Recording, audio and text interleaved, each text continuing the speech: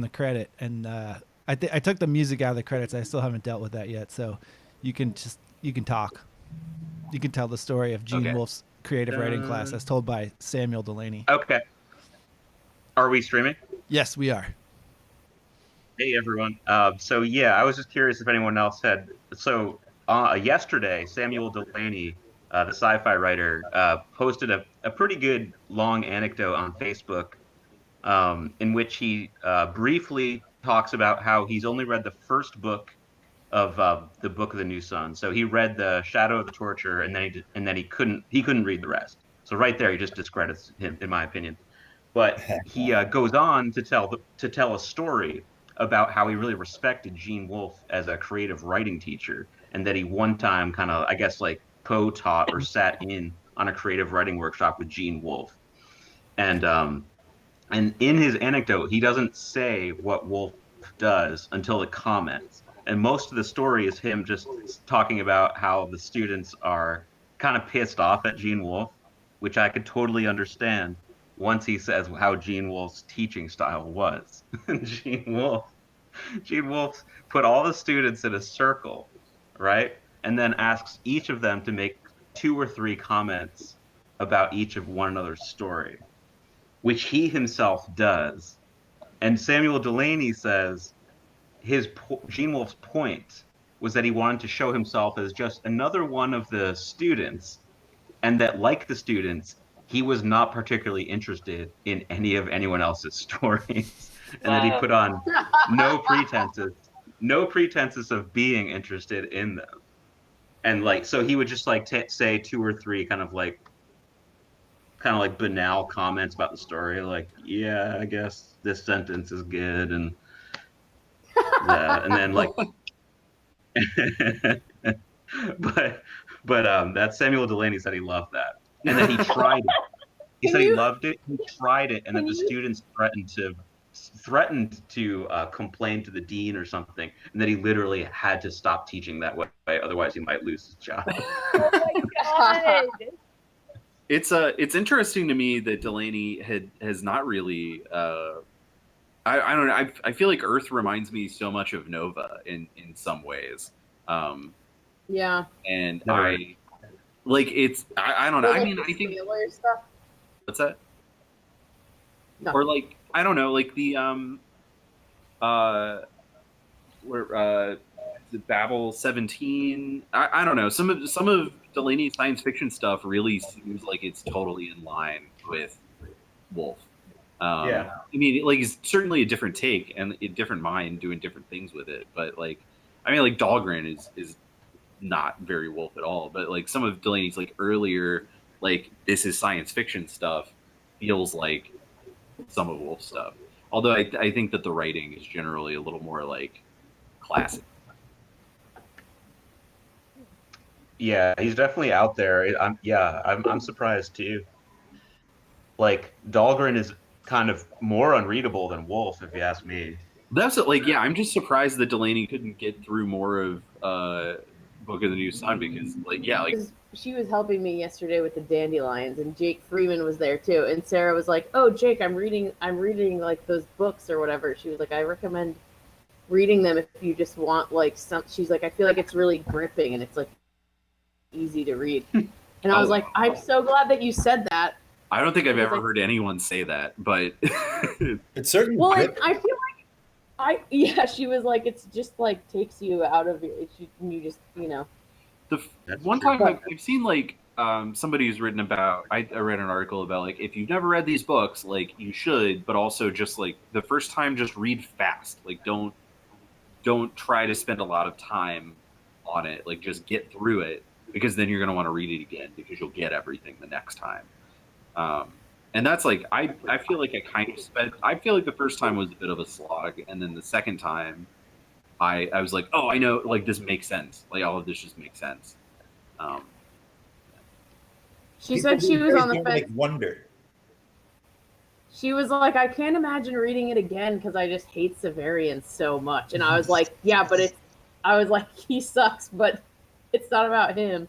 But I told her, like, I was like, even if you don't have to commit to reading the whole thing again, but I would say do yourself a favor when you finish Urth, regardless of whether you want to read it again or not, just go read the first page of the first book. Like, you don't have to like commit to reading the whole thing over again, but just like go read the beginning of the first book. Because I feel like that moment was definitely like reading the first page of the first book for the second time was like when I became who I am today. As pertains to the books, anyway. I mean, I think, and she was like, okay, I'll do that. I don't think that they are, I think that they are not hard to read, and I think that they are hard to read. So, like, I recommended them to one of my coworkers, and he read it, and then he wasn't my coworker anymore, but I saw him again, like, a couple months later, and he was like, I'm reading those books, and he was like, it's really good. I really like it a lot, but I like, it's crazy, and it's like the craziest book I've ever read. And he's like, and it's like really slow and hard, and taking him a long time to read it, because it's like it like I don't think it's written in a difficult way. I don't think necessarily, like, I think that you can read and understand it, but I also, it is like everything that he's saying is totally out of left field. So it can be, I think, like, you might not, like, I can see how some people might not settle into it. I feel like want to push through, because they might just be like, what the hell? Like, what is, like, I don't know, I'm trying to think of a funny word. Like, what is a hierodual? Like, what the hell? I can get the book out of here, Yeah, it was real crazy reading this book before you could get the lexicon or the internet was that developed. Yeah. Trying to figure out what the word cacogen meant was incredibly difficult in 2005. Right. I feel like if you're in the zone of like sort of like 60s and 70s like weird sci-fi, it's like you can get into it a little bit easier because you're ready for the kind of strangeness of the world, and so it's a little bit easier to process that as it's coming at you. But I think that the writing itself is probably what gets most people hung up. It's just because because of the language. It can be, if you're trying to figure out what everything means, it can be slow going. Yeah. I don't think I've asked this question in this group before, and forgive me if I have, but who here has read the Illuminatus trilogy? Me. I read a little bit of it. I'm pretty sure you have asked before, but I tried to read some, but I couldn't believe how silly it was. It's super silly. I wasn't prepared. I think that reading that when I was 12 got me prepared for New Thought. That makes sense. That totally makes sense. Yeah, I didn't read it until I was like 23, but I think that was the time for it. Well, I feel like every 12-year-old should have. How come we're getting that crazy feedback? Who's doing that? Yeah, there's some echo coming from something. Somebody's got their volume up real high next to their microphone. Probably everyone. Well, we don't all have podcaster setups like you, Ryan. I have a speaker, an external speaker, but it's like I keep it intentionally behind the microphone. Yeah, it didn't happen in the other ones. I wonder what's different. I mean, it doesn't matter to me. It seems like it's chilled out a little bit. I have my volume up. Maybe it was that. It's gone now. I turned my volume down just a little bit. Oh, so yeah, I repositioned my speaker, but even though I don't think it's my speaker. This is the new kind of things you have to worry about in the new world where we all live separately. And that's been the troubleshooting segment of this episode of Wolfpack. It's just the Look, word. I have to troubleshoot something else now, which is that now I'm in the middle of Urth is where I personally am, and that's where my pencil is. But now I'm gonna have to have like pencil in a bookmark. Pencil Oh, and a no. bookmark?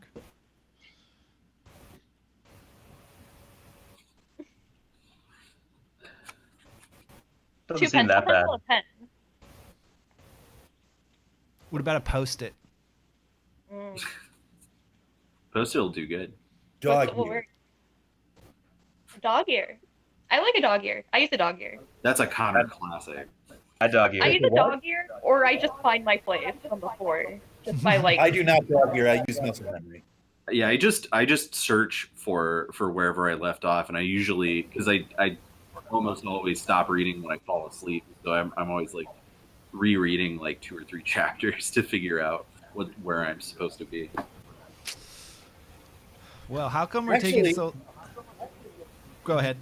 Finding my place only by muscle memory is another thing that probably got me prepared for reading this kind of weird stuff, because on occasion I will make a mistake and read, think, oh, I'm at this point, and start reading the book from another point, and then realize, oh, I skipped 60 pages. And then I go back and read those 60 pages and reread what I've already written. And I think that I just have weird time stuff. I'm used to weird time and whatnot. I don't know. Interesting. Maybe. Maybe interesting. Yeah.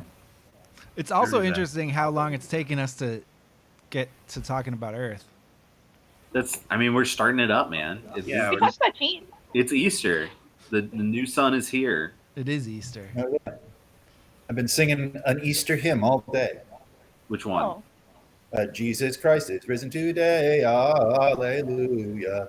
Sinners, wipe your tears away. Hallelujah. Jesus Christ on the fucking cross. Hallelujah. That's how you know he is boss. Hallelujah. There you go. Now do it with Severian in place of Jesus. I don't think I should sing that whole song again. That's gonna murder the meter. Liz has been singing Easter songs today, but also she's been saying that Conrad is, it's like Conrad is Jesus, and she's like, oh, he is risen, and it's like this whole thing. I'm going to hang out with an actual living rabbit later today. Wow. Living rabbit. That's the most Yeah. Easter thing you could do. I know. Are you gonna throw jelly beans at him? I think that we've eaten all the jelly beans already. Oh, I don't blame you. I'm probably going to sit in the other room and play Skyrim while the rabbit hides under a bed. Sounds right. That's exciting. It is Skyrim rules. Although, to go back to a thing I wanted to say before, when we were talking about mid-century writers probably talking about something that gets them canceled, things that are really popular right now are there's so much weird racism in Skyrim, and there's so much weird racism in Game of Thrones that I feel like we're all just ignoring. Go on. Like, Skyrim is about how the first people were the Norse Aryans. Like, the first Roman emperor is a Norse Aryan. In Game of Thrones, there's a continent that is clearly Africa, but the only thing that can live there is the Brindlemen, who are like half pig men. Yeah. What? No, It's just so egregious. Fantasy struggles with these tropes in general. Like, the people making these things like Skyrim and with Game of Thrones, George R.R. Martin should have been more aware, but with video games, they're just tapping into like racist bullshit. Like, it's so often just like going back to Tolkien, obviously, just like white Nordic or European cultures fighting against the dark men of the South or whatever, like it time and time again. Yeah. All the Lovecraft stuff that's in Game of Thrones is referencing his most racist parts, It's weird. Well, like that- his fear of China. It's weird how like What? video games are so terribly, almost uniformly terribly written and super uncritical about tropes and stuff. But World of Warcraft has a really great anti-colonial message. I didn't get any of that. World of Warcraft is woke. Yeah, World of Warcraft has been since the beginning like a kind of stalwartly, secretly anti-racist, Right, anti-colonialist isn't it game. like the orcs basically like get pushed out of like a different dimension or something, and then they're kind of forced to like be in the same world as the Oh, humans. I feel like that's from like that's some stuff from pre World of Warcraft. That's like Warcraft real time strategy lore. I'm more familiar with the MMORPG, but in that game, like the orcs are, and like there's two sides, allies and horde, and the little kids choose allies because they want to be like a hobbit or an elf or something, and they have a very very bland like standard we're the good guys, we got to destroy these monsters story, but grown-ups who usually want to be like a troll or a skeleton or something, you pick one of those Big dudes. brain. Yeah, you're on the side of the horde, and like the story from their point of view is entirely like these indigenous people who are being attacked for like very specious reasons by the humans and elves and dwarves, and are kind of trying to just defend their ancestral lands against the encroaching empire. It's pretty fabulous. It's cool. That's cool. Good. I just finished the what is it? I can't remember. Broken Earth, the Broken Earth series, the N.K. Jemisin books, Oh yeah. which are very like dealing like I don't know, like dealing with like the history of racism in a really interesting way. I enjoyed those. Yeah, I read the first one. I didn't read the other. Is there 3? Yeah, there's 3. Yeah. First one was great I though. blew through. I like read them all in like 2 weeks or something. Yeah. Yeah. Yeah, it was good. So Earth of the New Sun, huh? It's the beginning of it's kind It's so hard to talk about. the beginning of it is incredibly slow. Yeah. Can I just say something? I going into this, I feel kind of hesitant, and I haven't had a great experience with this book in the past. But on this reading, I am open-minded. I know I've heard really positive opinions of this book in this group. I'm trying to find what makes this book great. So I have all kinds of things I could just launch into about why this isn't as good as Book of the New Sun. But I'm going to try to personally not to fixate on that at this point. Although I'm sure I'll probably end up shit talking a bunch. But I don't think that Ooh. I don't think there's any reason to not talk about that. Also, what I liked about it happened later. It's the stuff that happened later in the book that made me be like, "Oh, this is why this is important to the rest of the story."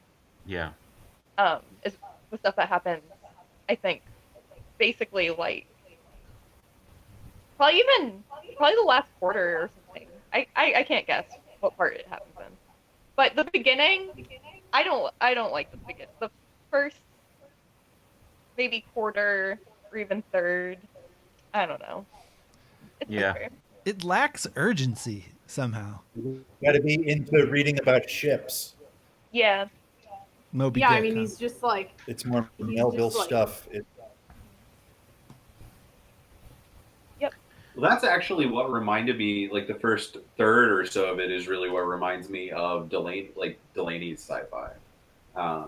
Is that there is this like specifically Nova, I guess, where there's this like it's not in a rush to get off and like do the thing that everyone's out to do. There's a lot of like kind of I guess you could call it world building in some ways, but it's more just about like kind of developing the environment that these things are happening in, and kind of introducing you to these characters.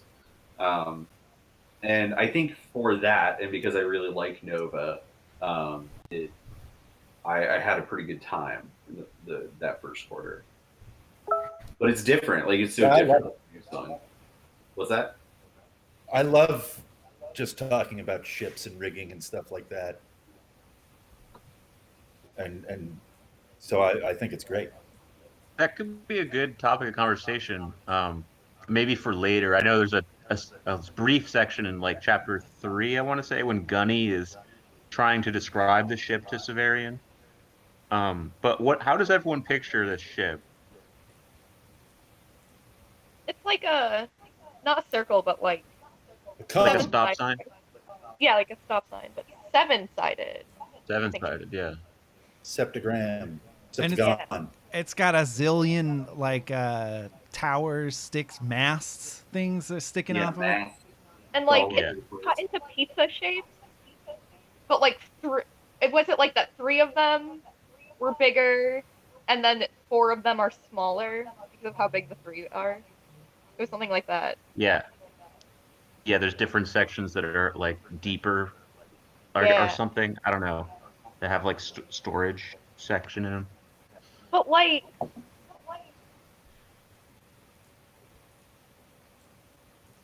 I don't know. I don't know yet.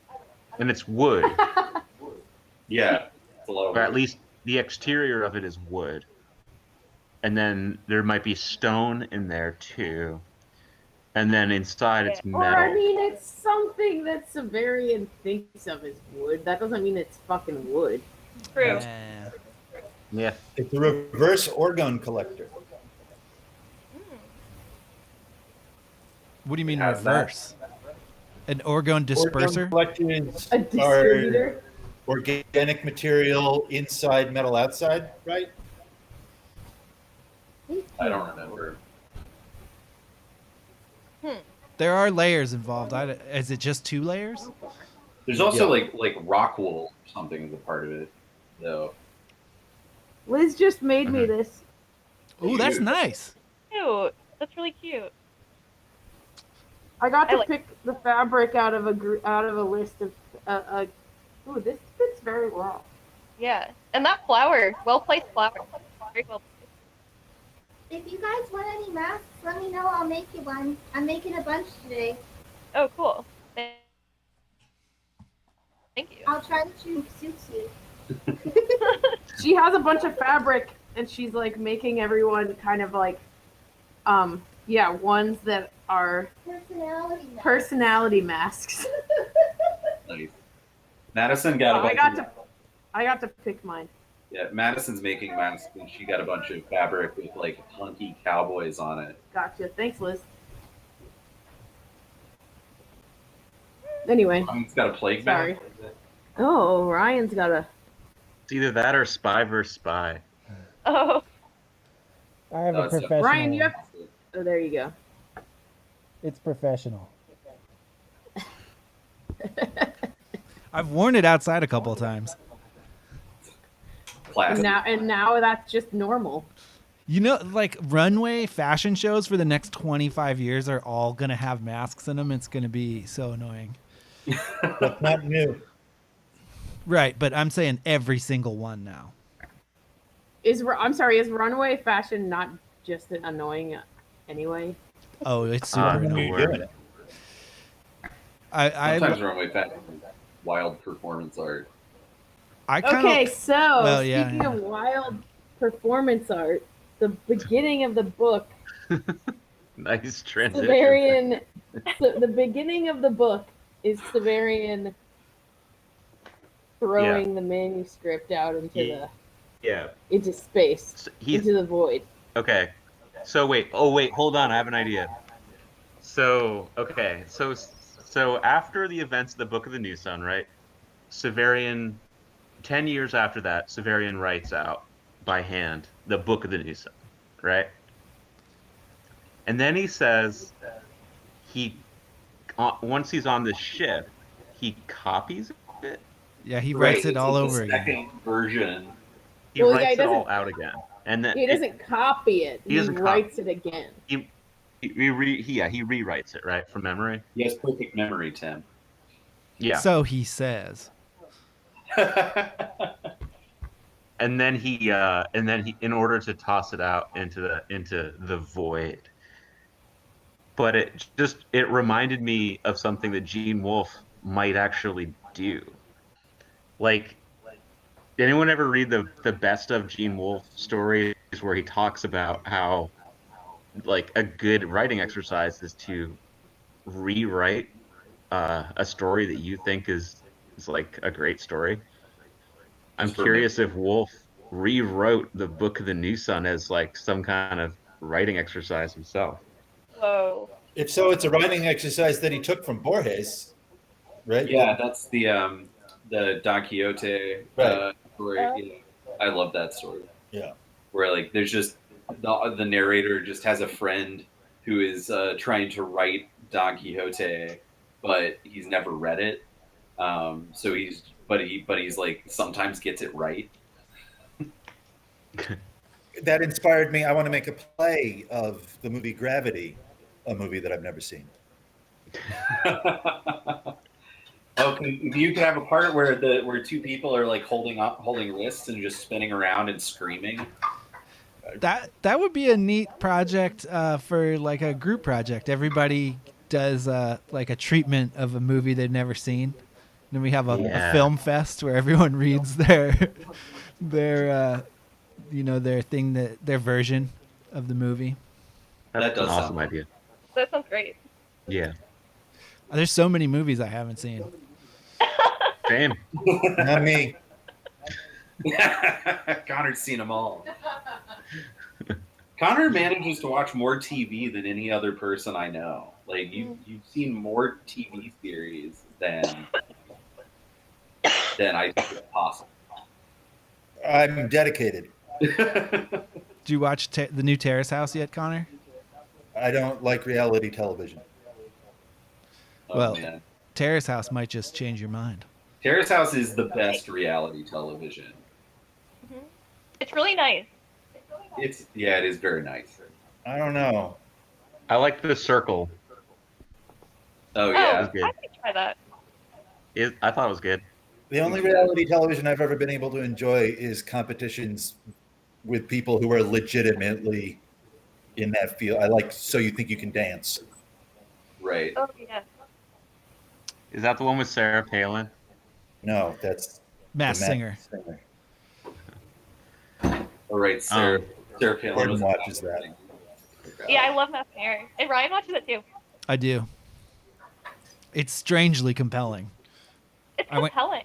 Yeah, I went kicking and I've screaming. seen clips from it, and I'm horrified. It is horrifying. The people who write it are definitely pretty aware of how like ridiculous and bizarre the concept is, and they like lean into that every chance they get. I don't like it. They constantly refer to it as a fever dream, which is a strange thing for like a network television to be promoting itself as. Wow. A fever dream. Yeah. It is though. It is very like I don't know. There's a lot to recommend it. Masked Singer is a fever dream. Sorry, which show? Mass was that? Singer, yeah. Okay. They use that phrase. I want to say every episode they use it at least once. Wow. It's weird. It's very, very strange. I never know what the fuck you guys are talking about when you're talking about TV. Too A good TV. for it. Dude, No, I look just at me. don't. I don't watch TV. You're watching Star Trek Voyager right now. Yeah, I watch one. Quality that's programs. an exercise that I'm doing. It's an exercise that I'm doing, I might end up watching Voyager. but I don't. What? I might watch Voyager. I'm making my way through DS9. Really liking it. That's gonna be the next one after a long break. DS9 is so good though. Like it's just so. What do you mean though? I mean I don't know. Are you- Nothing. It's great. DS9 rules. That's what I'm saying. It's really good. Yeah. Okay. Right now, Madison and I are watching Galaxy Express 39, which is a 1978 anime series Yeah, that's good. about intergalactic space travel that happens on steam trains. Whoa. It's pretty dumb, but we're still like 20 episodes into it because it's very cool. fun to watch, at least with someone that you like making jokes with. But it's also like weird. It's so sad, but all the everything that happens is also really stupid. That sounds perfect. Sad great. and You guys- stupid. It's great. It's sad and dumb. We're only doing a 2-hour session today instead of Yeah. 3, and it's 40 minutes in, and we haven't talked about the book like basically at all. Well, Look, I mean, it's a tough one to. It's tough to get started. There's It is- differences in style, right? I just think we have to. I just think we have to like. It might be necessary in order to start for us to just like be disciplined about it. Yeah. Like let's just like put our intention towards the book. I would like to request that we put our attention towards the book for just a moment and try to figure out like an entry point. So I'm not saying this is bad, but immediately the reader is struck that this is different writing style than Book of the New Sun, right? yeah, definitely. So I feel like, when does everyone get a sense, or if you get a sense for that, do you get a sense page 1? I do. Mhm. Well, I mean, we're at a point where Severian has like settled into the autarky. Like Yeah. Severian is a very different person at this point. How many years has it been? Do we have an idea roughly of how many years it's been since the last book ended? 110? 110. I thought it was like 30. He says on page 2 at the top, 10 years had gone by when I wrote of the original stuff in the House Absolute.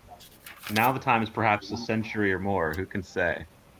Isn't that because now he's? on- But that's because he's on a ship outside of time. Well, Yeah, I think. and he's talking to people that he just threw this into a black hole, so he doesn't even know where it's going. So why guess? Right, like he's on a ship outside of time, so he's like, yeah. Okay. Yeah. I think he was the autarch for like 30 years.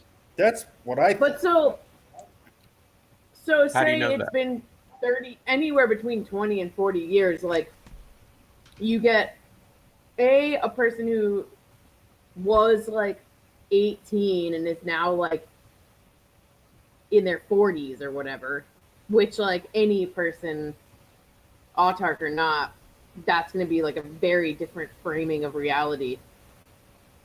And B, you have a person who like had just kind of assumed the role and was like trying to figure out what's going on, to now a person who's been like in the seat and with all the minds in your mind and like fully assimilated. So that, I mean, it makes sense that there would be a difference in writing style because the personality of the narrator. He's also not writing a book this time, right? Like Yeah. the narrative conceit of New Sun is not.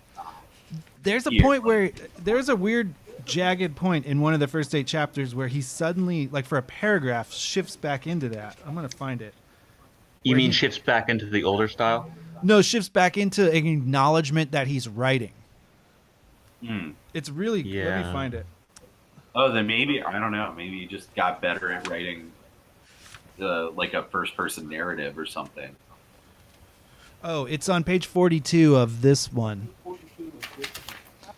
What All chap- the, it's like when he, I guess he's leaving. A Oh. death and the dark. Yeah, it's like after Oh, he I see. failed to resurrect that dude, like 3/4 way down the page. All these thoughts took much less time than I have taken to write about them. The wind is rising now, blowing our new land grain by grain to the sunken commonwealth. But I will write for a little while more before I go to my bower to sleep. It's that was like really jarring for me when that happened, and then it goes away, like just in and out of. He's suddenly talking about writing, and he's talking about the present of this like grain blowing time. Yeah. It was Usha. very weird. Ushas. Yeah, he's writing from an entirely new world. There's a. I feel like there's a salon in Mount Washington called Ushas. Ushas is Really? the Indian or the Vedic goddess of dawn. Oh, so it might make sense for a place that does like facials and massages to be called that. Sure, I feel like that place could be called anything. Like God's Total Woman. Yeah. God's Total Woman. The best name. A very similar name to Ushas. Best name of a salon in town. I like about No. phrases. There's one on Charles Street called Perfect Cuts, but it's PERV dash effect and then cuts. It's like perfect cuts. So Is it like a fetish haircutting place? That doesn't. I mean, it's wait, a regular what the hair salon. That you know of. Did you get your haircut there, Tim? I don't. I've never been. I've so, always yeah, actually. maybe it is. I've always been a fan of Tight Image. Tight Image, yeah. Yeah. Ushas. Okay, so Yeah. okay. I- What are we talking about? I also wonder. I mean, so I think it totally makes sense that the writer's perspective would be different, and the person writing it is different, so the style is different. I know for fans of Wolf, such as us, we know that Wolf's writing style in general changes, during this time too, and he goes these more straightforward accounts. I feel like Wolf becomes less inspired by I don't know, Rousseau or Dickens or Graves, his various influences, and becomes more influenced, in my opinion, with like noir style writing and more like best-selling fiction a little bit. Like you can tell he's trying to keep this story like on pace. Like, boom, this happens, and then he does this thing. Yeah. Yeah, and I think there's Even though it doesn't, it's not particularly urgent, but I could sense him trying to create something a little bit more mainstream here. Yeah. And I wonder if Wolf regrets that he wrote Book of the New Sun in a style that readers throughout the decades up until recently really rejected. He found it difficult Which to is write. unfortunate. It exhausted him. He wrote a comedy after, which is Interesting. still an insane New Sun-like comedy. Like it's hard to tell that it's a comedy until you've read it once through, and then all the jokes come out. But he found it very difficult to write the New Sun. Which book is the comedy? Free Live Free, No. and it is hilarious. I feel like even when Wolf is trying to write something straightforward, in his later years, it's always just too weird. Like I tried to read The Wizard Knight, The Wizard and the Knight. There's these two fantasy books that I feel like were marketed towards like fans of Harry Potter. Like, hey, here's like a fantasy about young people doing like coming of age and shit. And it's so weird. Isn't it like Connecticut Yankee and King Arthur's Court? What? Isn't it this supposed to be a similar story to Connecticut Yankee and King Arthur's Court? Maybe, I don't know. I haven't read that, but that's where a knight kind of goes forward in time and. No, that's the other way. Yeah. Oh, okay. There was a Yankee goes back to King Arthur. There's a TV version starring Rudy Huxtable. Whoa.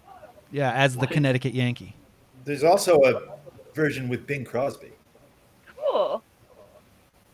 I own those books, but I haven't read them. But I did read The Sorcerer's House, which was like a 2010 book, like very recent, and it was not that.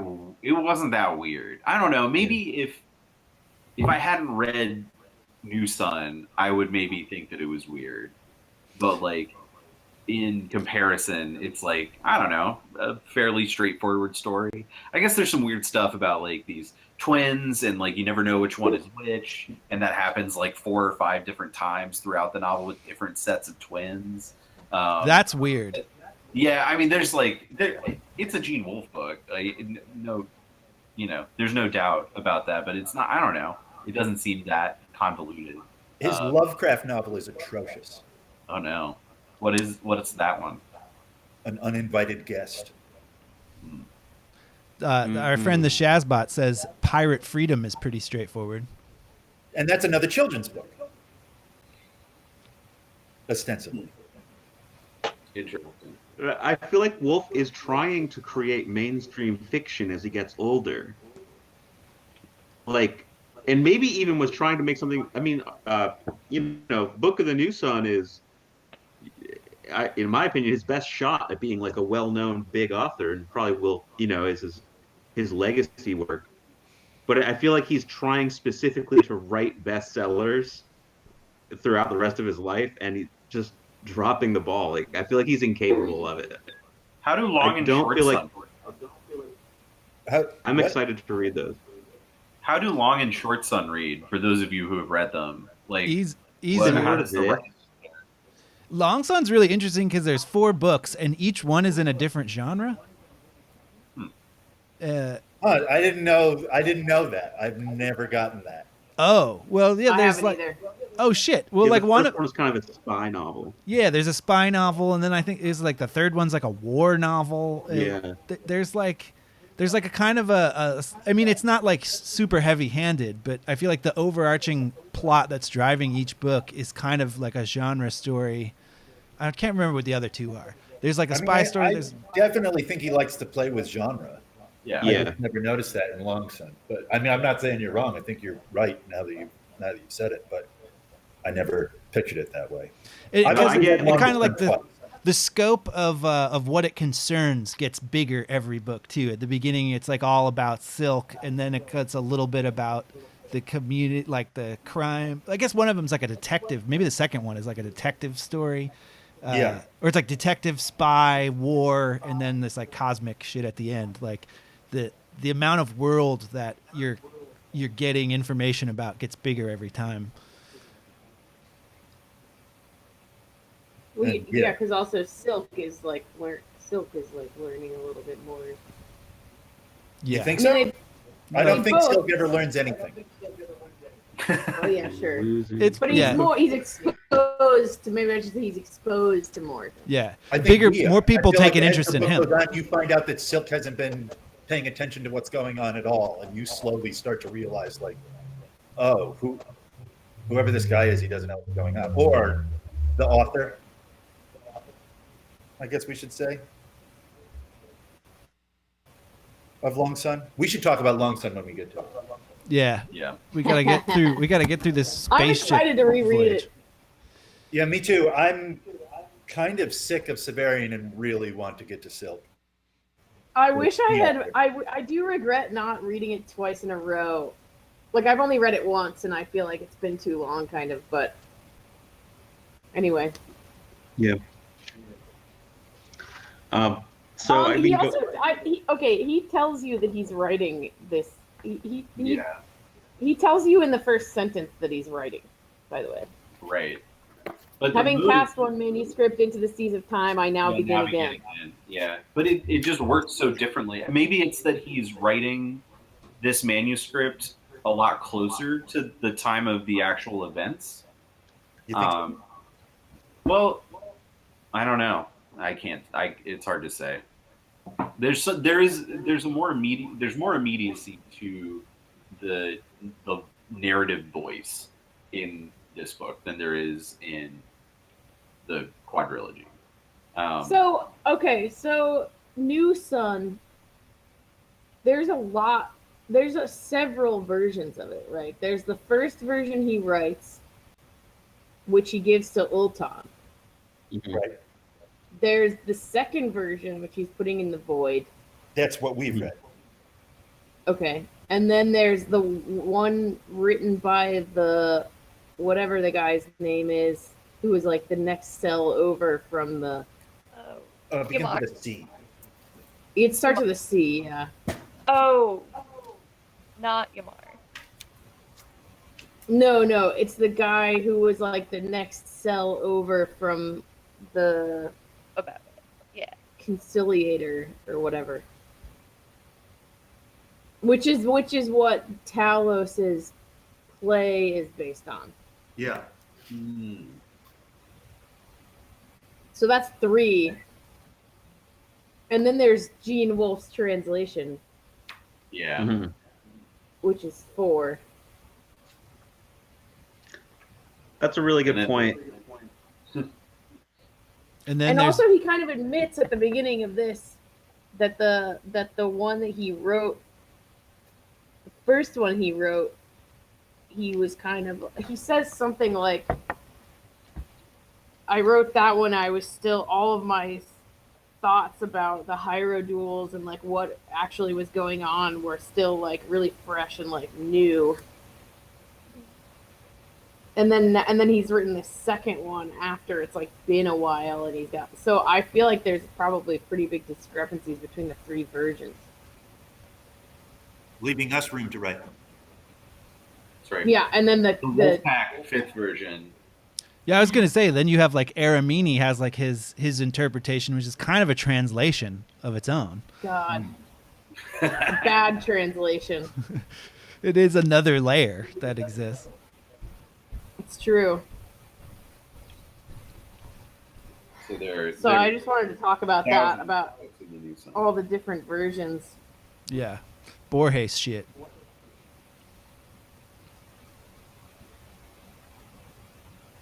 Oh, it's fuck. Kenogg wrote, Kenogg, yeah. Yeah. Snug. which is such an Irish name. I guess we could just call him Ryan or Connor. Um, well, to talk about the book then.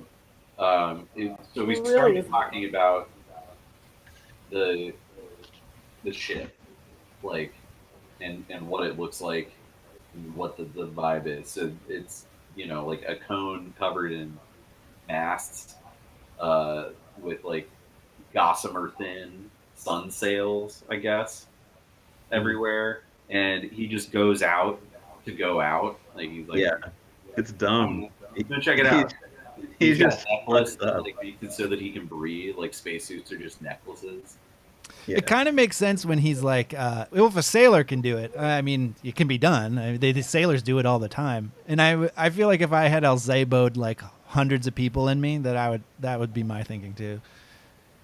Be like, Right. anyway, like these people can do it. I'm like 100 people, so Also, I got the sense, based on something he says like a little further in, that it's just part of like the autarch's nature to like just kind of go like check stuff out and like do new stuff and like gain experiences. Like he later on he like kind of falls in with the crew of the ship and he's just like, well, why shouldn't I? Sure, I'll just do this thing. And I realized like, oh yeah, like the autarch in the previous books like ran the House Azure and like did this and that. Like it's totally normal for the autarch to just like take on a new secret identity and do weird shit. It's like it's their whole thing. Also,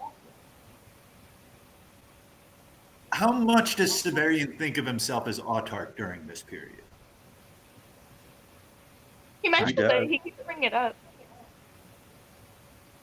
But like, Valeria's back home being an autarch, and he knows that he might not come back. I don't know. Well, I thought it was he has that. license to do other things. I thought there was some kind of. They say something where I forget where I read this. It might have been in the lexicon, but it's like he leaves Inire in this kind of like caretaker role that isn't autarch. He doesn't leave Valeria as autarch. He leaves with Inire in this kind of like, I forget what the title is, but it's like a caretaker role, an interim kind of like non-autarch ruling role. And then there it gets to a point where it's necessary for there to be another like temporary autarch, and then Valeria assumes the role. He doesn't leave her as the autarch. Okay. Also, Is my understanding. I mean, not that it's like a big, but I'm just saying like when he leaves as the autarch, and he is like presuming to be the autarch when he gets back. I think. Also, he's like holding all of these people in his mind. Like, it's what makes someone the autarch? Is it assuming the throne, or is it having all those people in your mind and being like a million people? Both. And also be like choosing or not choosing either way to like represent humanity Yeah, in he's doing the trial. in duty. Like, I think he thinks of himself as the autarch. He does keep mentioning it, but like, I don't. He might not like. He never really wants to. He always wants to think he's like different or more than his role, right? Like, he doesn't want to think of himself as a torturer, even though he does think of himself as a torturer, right? He definitely does with Idas. Yeah. Also, like when he clearly has prime, like Severian is like primary because he constantly in here is like referring to memories that are Severians, and only occasionally sort of acknowledging that he has all these other memories too. Like there's one part where I feel like in the first 8 chapters where he says he like went through and scanned through other people's memories to see if there was something relevant. Like he clearly has Severian way in the forefront. I don't think that this book ends with Severian having the same body. This book? Yeah. Okay. Well, he definitely gets like fixed up. Oh, see, I feel like there's that part which I haven't gotten to in my reading this time yet, where he like falls and dies, and somebody finds him, and I think that we see the whole autarch passing on the Alzabo ceremony from his perspective as he is dying, but it's so confused that it's really hard to tell what's going on. And then I think we continue on with someone else that Severian's just able to overpower the prime personality. Or maybe. You're right. I haven't gotten to that end of this yet. Yeah. What? And I feel like I noticed it happening one time that I read this book. I feel like several different people, Severian rides several different bodies through this. Well, we do watch this other thing kind of become him. The Zach or whatever. The wombat. You mean like assume? You mean assume the role? Sort of. Does any of this have anything to do with him when he has this big failure to resurrect the steward in the beginning of this book? Oh yeah, is that what you mean? Like, what's happening? I mean, I guess just what's happening there. What? So in the beginning of this book, which is the part I presume we're talking about, the power out. Oh, well, the power's already out. It's already dark when he tries to resurrect Or whatever the it steward. is. There's like he does something. Well, when somebody tries to kill him. Yeah. Before that, though, or it's during that. It's when he puts the claw to the steward's head, and then there's like sparks or something, and he passes out. And then he wakes up saying like, It's this so was like when I got my blood sucked like a bat, like. Yeah, that part. And he said that, like, he had failed many times before to resurrect someone, but this was the first time there was like an effect on him from the failure. I haven't gotten that far either. It's like in the 3rd or 4th chapter. Yeah, this I is haven't read very much. It's chapter 6, right? Yeah, can somebody find the page? Wait, so the part where he tries to resurrect the steward is on 38, if that's what you're talking about, Ryan. Okay. Yeah, and then he talks at some length about how shitty he feels. Yeah, and there's like an explosion. He passes out. He wakes up in the dark, and then I think he realizes that I think someone else tried to jump him at that moment. Am I wrong? Yeah, I think it's Idas. Oh no, it's the sailor Idas paid a Chrysos to. Yeah. Which turns out to be Juturna, right? The other sailor? Or the person Ida? who tries to kill him is Juturna under the employ of Abaya. That's Idas. She grows up to yeah. Right, right. There's also another assassin that he encounters. Wait, the, you think it's Paterna? Because wasn't she huge? And It's when she's young. oh, right. She of course. realizes, oh, this is the young version of the giant lady. Yeah, she can do that. They can do that. he compares her also to the little boy that was in Baldander's castle. Yeah, I didn't Oh, get that. yeah. I remember when we read that, we interpreted that as sex slave. Well, that's Guess like still- he describes him as that at some point. Yeah, there was I feel like we were a little unclear if that was Severian projecting his own like intentions onto just a little kid that he saw, or if that was Well, it's actually not a little what, kid, isn't it? A giant baby. Yeah, Okay. yeah. I mean, little kid as mentally, not as Yeah. physically little.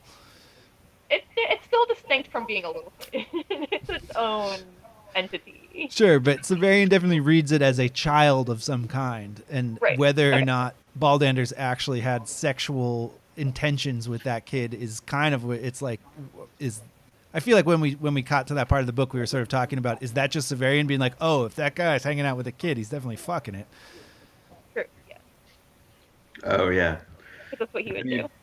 That's what Severian does, right? Yeah, I mean, you got how else would he reach that conclusion in the absence of any kind of evidence? You know, just seeing the fucking kid, not seeing the kid getting fucked. Severian is a Q conspiracy dude.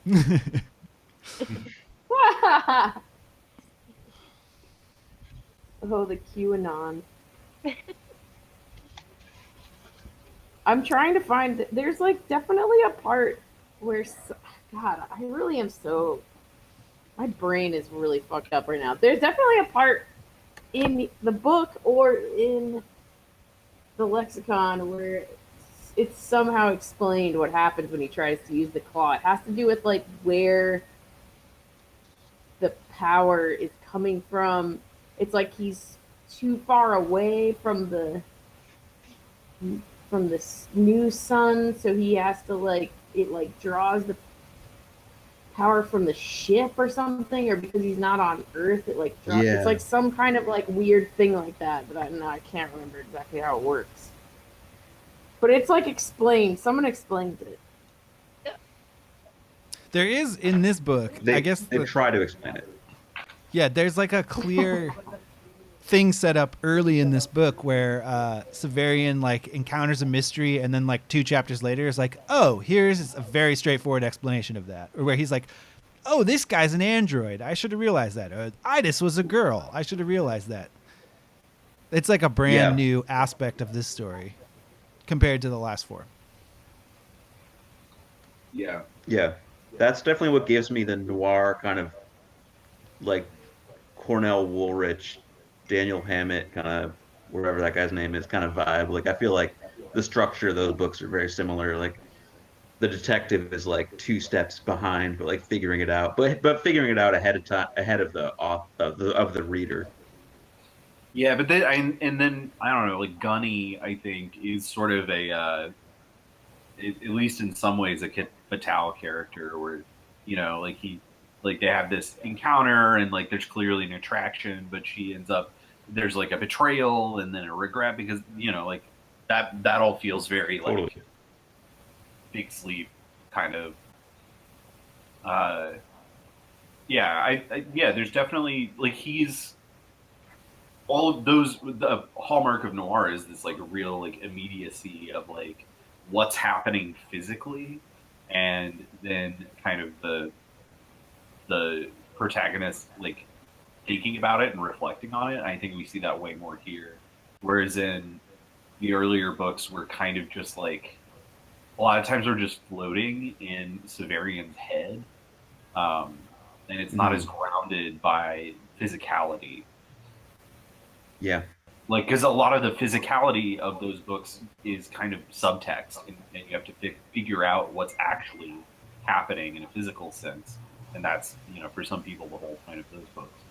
But here, that's not a question. Like you know what's happening, at least as far as Severian can describe it, and you're not as much just like it's not obscured intentionally in the way that it is in the early books.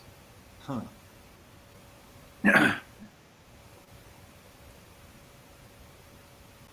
Good point, Mark. What specifically in? I'm just like going by our usual thing where we try to hit 8 chapters in a story, and I honestly didn't feel like this got all that exciting until the very end of the 8th chapter when he's like, "I'm gonna get inside Sidero." Like Yeah. that was the point where my interest was like, "Oh, I gotta know what's gonna happen next." Yeah. And the chapters are all really short too. Like there's not as much. Not much happens. The revelation that Idis is a woman is sort of, to me, was like, so like, oh, what? I didn't know. I didn't even understand why she was posing as a man. It's like, Yeah. Why? Why? Are sailors supposed to be only dudes? No. Well, isn't Gunny? No. Gunny is No, yeah. a woman. So Unless Doesn't like make we're sense. there's supposed to be some great reveal that Gunny is like a I don't know, like sort of transvestite or something, like old school, man playing as a woman in a all male situation. yeah, I don't know. The classic. Yeah. Well, things have gotten more sophisticated, I feel like, since those times. But this book is old. Oh, Yeah. I think I understand what you mean now. Yeah. I think I didn't understand what you meant. No. But yeah, like and it is, I get it, is the like, oh, she's really a girl, just a way to set up the also now you're from Abaya, like that couldn't by itself have been something he realized. But I guess maybe it's because she's a little girl and she could maybe pose as a man easier than as a woman. Somehow. yeah, Like as a very effeminate man.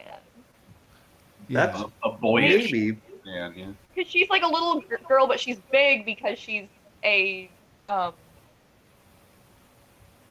guy, one of those dudes, Undone. Yeah. but I mean, Pre-Undine. but ladies Yeah. can be tall in this world too. Like Yeah. it doesn't really add up. It's not a great reveal. It's not a big twist. Come on, It's not like a jaw dropper. Like what? Idis I mean, was a this was in woman all along. 1987. What? I do really like how Zach starts out as like a weird ball, and then That's like cool. He's slowly. different every time I you see really like the weird descriptions of like the different stages of how Zach evolves. Where's the ball part? I was just looking at When that they on first see him. 2025. Oh, He says, when he finds him again, and he's like, when we had pursued him, he had appeared almost spherical. Now I saw that he was in fact one of those short-limbed, short-bodied animals that generally live in burrows. Oh, he compares him to a pika. Yeah, it's Yeah. a Pokemon. something like a pika. Yeah, he's like a Pokemon. He's an evolving Pokemon. And also, I just love that he's covered in like little flaps. Yeah. But this is something we should talk about the apports more. I feel like that ties back to a really interesting idea from Newson. Because remember when Inire, there's the story from the little girl, or I guess the stories from Thekla, I guess, where Inire shows the mirrors to one of Thekla's friends. I forget who Yeah, exactly her name she was. starts with an M. You know what I'm talking about, though, right? Like, Yeah. so Inire shows her those mirrors, right? And then remember, they're looking at it, and then the goldfish appears in between the mirrors, remember? Yeah. And at the time, we thought that's probably just the effect of the light, like doing its crazy, interdimensional thing. But it could have actually been a real goldfish. Oh yeah, I thought it was a real goldfish. Yeah. I don't think it's a goldfish, but I think it's a real thing. But, I mean, something. It's a thing, yeah. It's really a thing. Yeah, I mean, it was like the beginning of this thing popping in. to And so the idea is not that it's not creating these beings out of nothing, right? It's that they're being pulled from somewhere else. Well, Yeah. it's like what I mean. Yeah, Heather does it. Heather does it with his mirror. That's how he's able to like summon all those weird creatures. Yeah. But it's like, Yeah. where do they come from? I don't know. Different I don't know where they come from. world. Different Say something, worlds. Connor, so oh, your there it is, screen the gets bigger. diagram. Connor, say something so your Connor, screen gets bigger. Yeah, make a sound. Ba ba ba ba. Keep going. Make some more sounds for longer. When Chant. I talk, my computer crashes, so I don't want to do it too much. Aha, aha. Da da da da da da da. Oh, I could do it too. I could Yeah, do why it don't too. Jen do it? What page is that on? 382. It's in Yesod, The Mechanics of Hyperspace. And so this is where they're pulling the animals from, is what the diagram's telling us? Yeah. It shows Sort a of. potential way. Yeah, there you go. Here is the diagram that will explain it to you. Oh, so it's a hellfish. Here is the diagram. The goldfish is from hell. I The don't know that we can goldfish consider from Abaddon hell. Huh.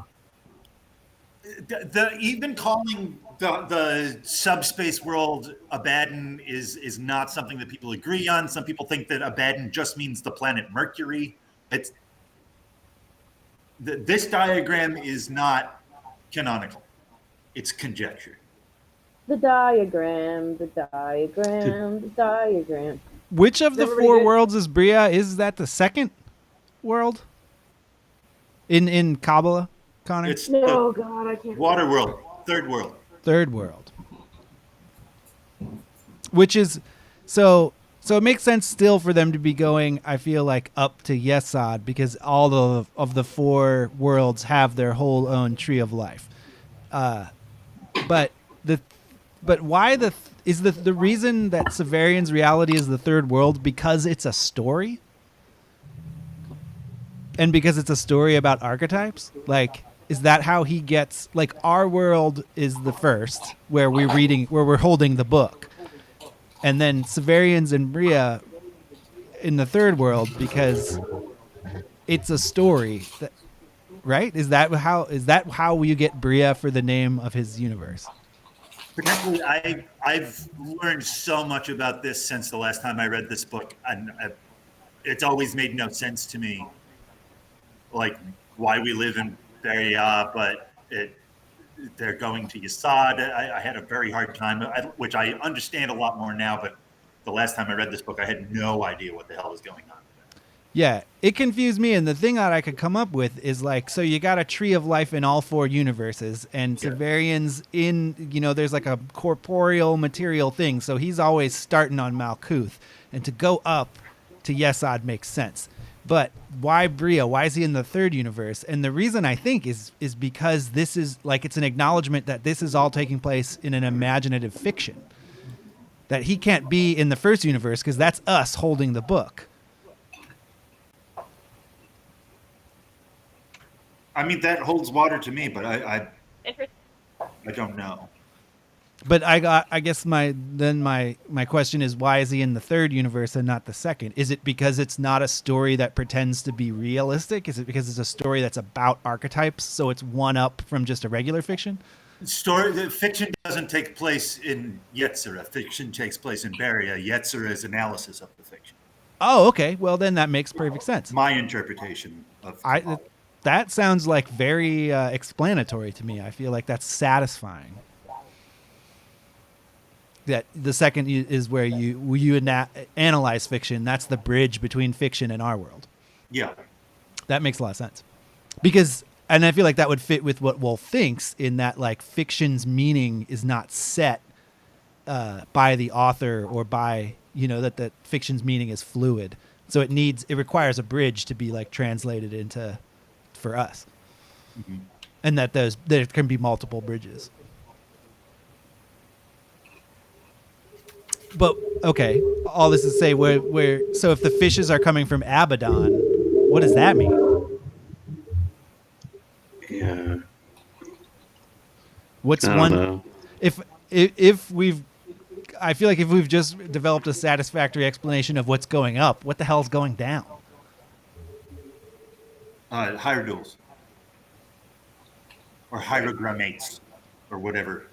They're in the. I mean, maybe going down's the wrong word. What is below? What is beneath to be sucked up? If he's in Beriah, which is fiction, then one low would be analysis of the fiction. Is that where the goldfish are coming from? Oh shit! So in the, I'd like to refer to the Bria entry in the lexicon, which indicates that everything's going in the opposite direction that we're thinking of.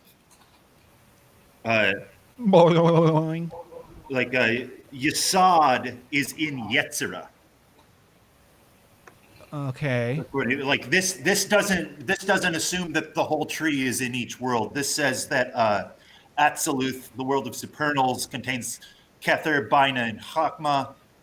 Bria, the world of creation, contains Chesed, Geburah, and Tiphereth. I'm sorry, Jen, about my pronunciation of everything. It's okay. It's okay. Yetzirah, the world of foundation, has Had, Netzach, and Yesod, and Asaya has just Malkuth. But so he's going from Bria down to Yesod, which is in Yetzirah. But then why isn't he going to Yetzirah? Why is he only going to Yesod? I don't understand this. I find the idea that the tree is in every universe to be more. I don't know. I don't know that Derusi is like a. I feel like a lot of people. Yeah, it is. It's a fractal. It's a fucking fractal. Yeah, and I feel like it's very possible in someone assembling a lexicon is going to probably do, if they're not interested in Kabbalah in their like real life, they're going to get one explanation and run with it, which is not something you can really do with that body of knowledge. So you're saying that WOLFE knows more than Andre Derusi? I do, because WOLFE wrote he created a whole fictional universe with his knowledge, whereas Derusi is just analyzing something that WOLFE made. I would think that WOLFE would have more genuine interest in Kabbalah than someone who's maybe looking to it just to decipher what WOLFE has done. I'm trying to look for good diagrams in my Kabbalist books. Is what I'm doing. I just found this interesting page that has 4 different versions of the tree. One of which these go. This is an interesting thing. This one has. Oh, that's just the Sephiroth. That's what those words are. And then this has them in the opposite direction. Oh. Like with the opposite one in the middle. There's like an emanating. This is, and then there's this one, which I've never seen before. I've never seen that one. That's crazy. Wow. Anyway, I think it might. I need to revisit all of these books now because it's been too long since I was studying them. Which books? I have a bunch of Kabbalist books. I'm gonna try to get better at that. And I think Gene Wolfe, it makes a lot of sense. He's got this Neoplatonic view of reality, which is in the Renaissance, great pains are taken to synthesize Kabbalah and Plato and mystical Christianity. They all become one package in the Renaissance.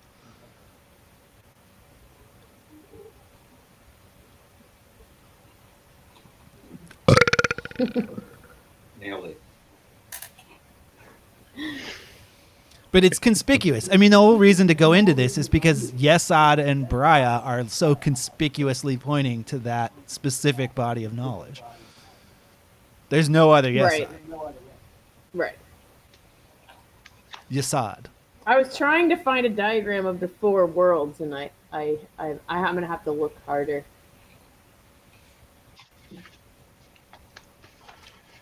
Connor, you look I can't distressed. I just hate talking this way. I hate technology. This is killing me. Yeah, I'm sorry, Connor. Like, I've missed half of what's going on. Yeah, I've missed a lot too. Well, because it's just cutting out. Yeah, everything just freezes up. Everybody turns into just pictures.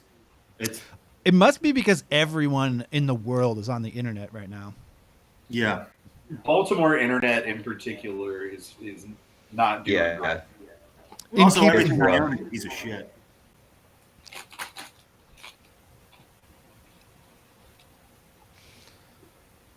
And I have the Polly effect. What's that? When you, I forget what there's a scientist, a great physicist, who whenever he was around machines, they would stop working. Oh. My uncle claimed that he would. My mom's brother, who's no longer with us, said that he would break light bulbs. Yeah. That they'd I blast. have the opposite of that. I think technology tends to behave better when I'm near it. That's awesome. It's come in handy in my career. Wow. I don't know if I'm related to anyone with that power. Didn't Pauly also say something like science is God and Paul Dirac is his prophet or something like that? Who's Paul Dirac? Another physicist? The only Pauly I know said, "Wheeze the juice."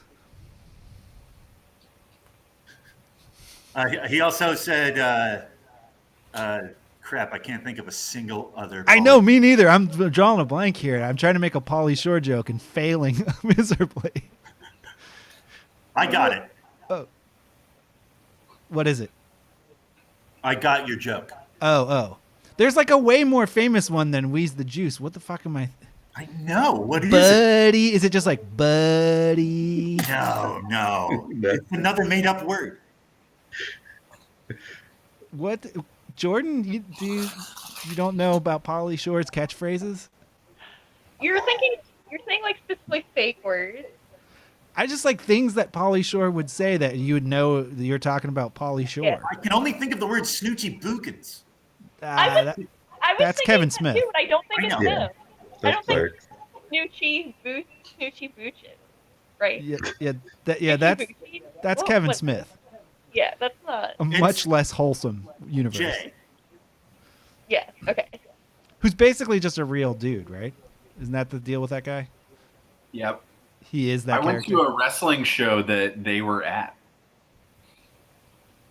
Both of them? Yeah, they were like promoting the new Jay and Silent Bob movie by being. They were in Baltimore a few months ago. Yeah, well, they were at this TV taping for a wrestling show. It was very weird. They had words with a wrestler. Kevin Smith is a terrible man. Yeah. Who is supporting his like whole thing? How does he still have a cult of personality? Who are those fans? He has a wretched YouTube show about comic books. So it's comic books. It's like cantankerous comic book fans are keeping him in the public eye. Yeah, people who are into Frank Miller. Oh. Wow. Who is that at this point? Yeah. Oh, come to the Club Charles when it reopens. People talk about Frank Miller. Yeah. Oh, I heard Joe Squared is done forever. Yeah. Oh yeah, I heard that. It is? Yeah, that's the first time I've heard about a local business like they've announced that they're not coming back. It's not because of the plague. It was Well- because the city ticketed them out of existence. What? Yeah, a couple of months ago, the city started ticketing everybody.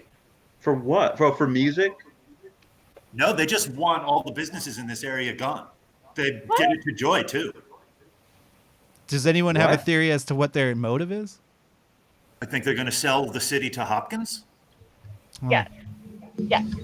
Wait, but do you have more information? What was the ticket at least based on? Oh, it's 1,000 tiny. Like I got like 6 tickets. I got one because my front window is just boarded up, even though it's been that way since longer than anybody can remember. Oh, I so got just one that, code like, violation. my window sills aren't painted enough. Like it's a 100,000 ridiculous things. I feel like this is probably like when they had the ransomware, and they were like that situation was fucked up for months, and they lost all kind of revenue based on that, and then they paid the fucking ransom. I feel like that the city right now is in such bad way with money that they were like, let's just cannibalize any possible way to get cash flow so that we can continue to pay the salaries of city employees. I mean, I think that you're correct in their motivations. I do think that they are trying to get all these businesses to leave, including Schechter, so they can sell everything to Hopkins. Maybe there's also an element of like federal grants for a city in fucking distress that can kick in if they like destroy things enough. It's so strange. It is so clearly like a situation of like, well, I'm not going to be here for very long, so we might as well squeeze out what we can until, while It makes while me it's feel here. bad. Like I always like I don't go to Joe Square that often, but I like that it was there. Like it's been there for a long time. It's a Baltimore business. It was one of the only places where bands could play for a while. It had Like, bands. I ate kangaroo. It was there. just like. Sorry. Is that legal? I ate kangaroo. Yeah, kangaroo are horrible, overpopulated in Australia. There's like you have to kill them all the time. Aren't there like exotic meat laws, like importing weird animal meats? Is that not a thing? Is it? I think it's for if you're smuggling them, but I think you can import meat. Legal. Unless it's an endangered animal, which kangaroos are apparently not. No, they're a menace. Deer? It's probably like eating deer, right? It is very much Yeah. like eating deer. Like Central New York is overrun by deer, and you have to kill them. Oh, I They'll, thought like, you're the Give you taste. money. Does What? it taste like deer? No, Could you tell it was kangaroo if someone hadn't told you? no. I would just think this is weird. What is this? It has odd texture and odd flavor. Probably I pretty on a good. pizza, so it was kind of like I couldn't really contemplate eating kangaroo. So the ship has a whole zoo full of animals that just like popped out of the sails, huh? That's what's Yeah. Gotta put them somewhere. That's so cool. Well, does it? And then who is it? Pern who like oversees them mostly, or is it some other guy? and who hates them. Yeah, they're all evil. Like they all suck. Varian's like, no, they can't all be bad. And this guy's like, trust me, they're all bad. Like, what happened to that Except guy? one Like, of them is the captain. he seems weird in the head. Right, the spherical one, right? Right, the only one that we have any truck with is the captain. Yeah. And I feel like they're all the captain. Just like there's only one ship. Mm. All the Zacks? All the airports. Oh, all the airports. They're all the captain. Yeah, I also think that the fish is the captain. I really want to say his name, but I know that Jen's going to yell at me. Zadkiel? Fish? Yeah. Why would I yell at you? Well, I said his name before and you made fun of me. And I'm really sensitive right now. For saying it wrong. I don't think I made fun of you. You're right. I'm like I said, I'm overly sensitive. So do other people on the ship know the situation with the captain? Like, for example, does the steward know? Remember when the steward is talking with Severian and he's like, yeah, the captain knows all about you. And then I think Severian's like, It seems like the steward knows what's up. Because he's Okay. kind of like, yeah, the captain sees everybody, as if I feel like the way that line is delivered is in a way of like, you're not really thinking of this in the right way, but I'm not going to get into it with you. yeah. The stewards, the things that I feel like he said where he's like, yeah, you don't get this, but that makes sense because you're a landlubber. We'll just Right. leave it in terms you can understand. Right. Like, Severian might not be the only interesting thing happening on the ship. He probably isn't. Like, the captain's probably overseeing other people going to other places too. Yeah, it seems like for being the ruler, the rightful ruler of Earth or whatever, there's not a whole lot of fucking fanfare or interest in Severian. He's walking around all by himself. It's great when he's talking to Gunny too, and he's like, "Yeah, I was the autarch of Earth," and she just like brushes it like it doesn't even register. She's like, "Oh wow, okay." Well, because she already knows him. She knows him already. Yeah, she met him when she was a little girl. Okay, I'm sorry if I'm ruining the book. that's okay. You're not. The entry on Steward on Zadkiel's ship is where you see Severian's attempt to resurrect the man causes the ship-wide power outage. Oh yeah, cool. The entry under the steward. It doesn't have the full explanation, though. It just That's so weird because we're coming out of a book where it was like, and the thorn was totally unnecessary because the power was inside of Severian, but that's not the case. well, this book is all about how Severian is a star, and like later on, there's things that happen to him because his star is on the other side of Earth. Yeah, it has to do Oh. with like how far he is from the. It has to do with his distance from the star, because they and like this they are the same thing, but like the I don't. It's Does that mean It's every confusing. person is a star? Each and every person is a shining star. Each and every man and woman is a shining star. What? That's right. That makes sense. There's a lot of stars and they're mysterious. Aleister Crowley said it, so That's how you know it's true. I No, buy it's it. like- What else are they? What else? the mean, Egyptians also said it. When the Ba unites with the Ka, it makes the Ak, which is a star. I mean, they're clearly more like individuals in the sky than they are like lonely, isolated balls of gas.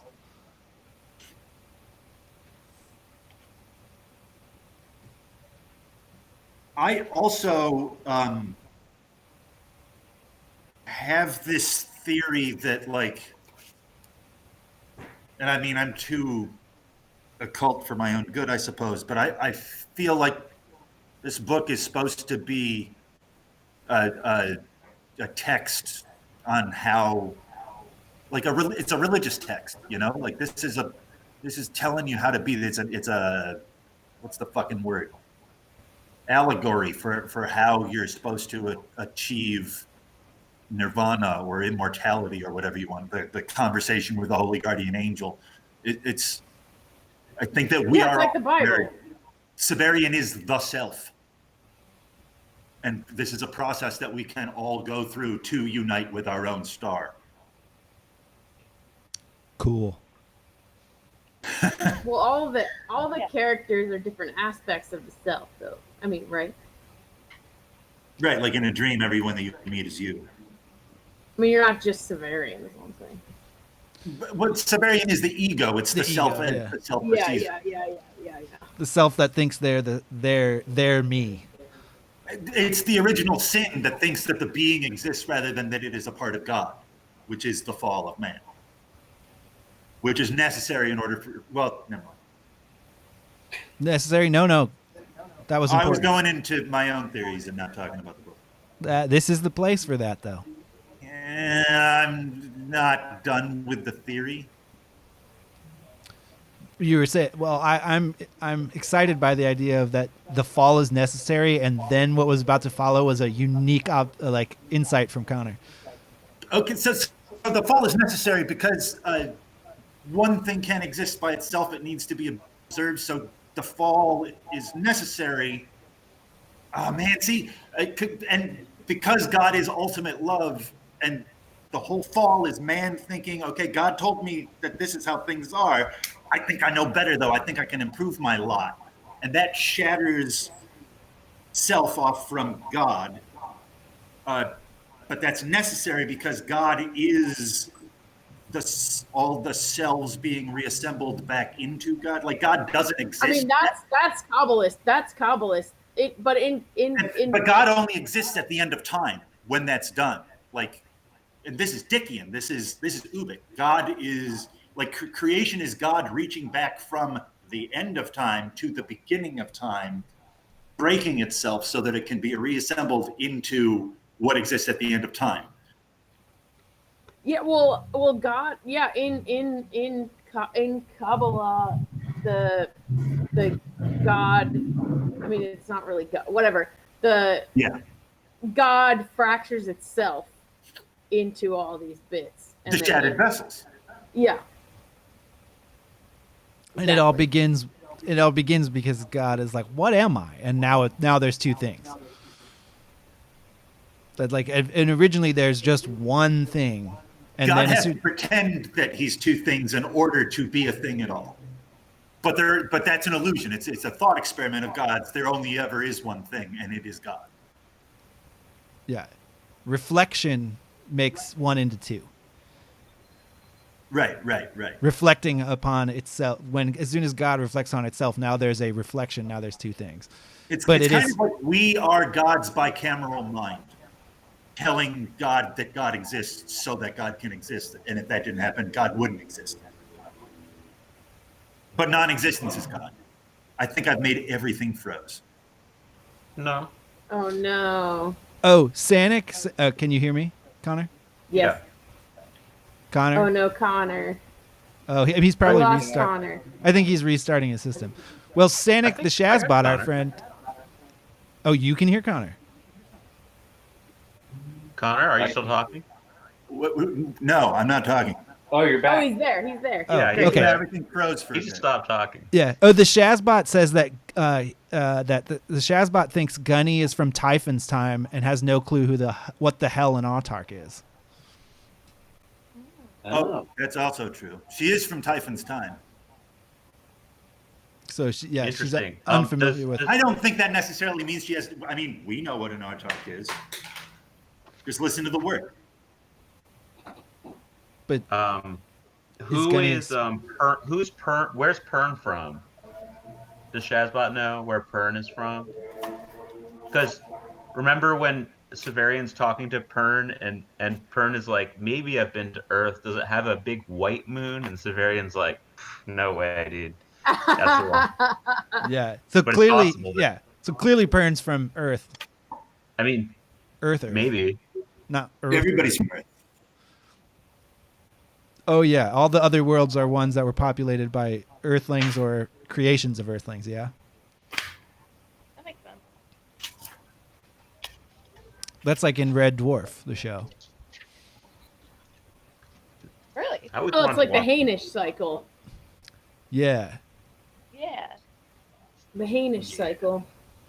Yeah, that's one of the conceits of Red Dwarf is that there's no alien intelligences. Every weird thing encountered by the crew is like a creation or mutation of a human. Here's a spoiler. Later, Pern admits he signed on from the area of Severian's reign in order to kill Severian. Oh Okay. yeah, right. And Okay. Pern I is was trying probably to the remember- nickname of a longer name, like Gunny is Burgundafara and Zach is Zadkiel. So is under the assumption that every character is a part of the larger self, the ones that are trying to kill the ego are those parts like neuroses or like self-sabotaging things, or are those positive? I mean, to a certain extent, killing the ego is good, right? I don't know about what Gene Wolfe thinks in this book, but I have a theory about that in real life. I mean, Connor, are you saying that this is like New Sun is kind of like Divine Comedy-esque, like where he's just going through like the different steps to attaining spiritual enlightenment, and along the way he just kind of meets all these challenges and trials and tribulations and stories and stuff, and Yeah, Pilgrim's Progress, yeah, pyramid texts. okay.